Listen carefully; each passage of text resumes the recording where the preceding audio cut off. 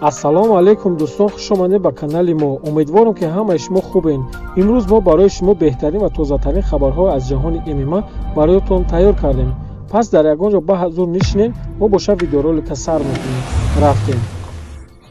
қаҳрамони вазни сабуки UFC Хабиб Нурмагомедов изҳор дошт ки қаҳрамони пешинаи вазни миёнаи Макс Холловей метавонад дар оянда беҳтарин мубориз ҳамаи давру замон гардад. биёед суханои Хабибро гӯш мекунем. ман Максро хеле дӯст медорам. мо мебоид соли 2018 мубориза мебурдем.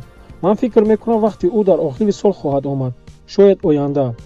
вай имрӯз нисбат ба 2 соли пеш муборизи беҳтар аст. дар оянда ӯ имкон дорад ки худро нишон диҳад ва шояд беҳтарин варзишгари ҳам давру замон гардад, гуфт Нурмагомедов. қаҳрамони UFC вазни ним вазнин Петр Ян барои задухурди собиқ қаҳрамони 2 дивизия Конор Магрегор ва Дастин Порые пешгӯӣ кард. биё прагнозы Петр Янро гӯш мекунем. ман фикр мекунам ки бозии ҷавобӣ нисбат ба муборизаи аввал рақобатпазир хоҳад буд.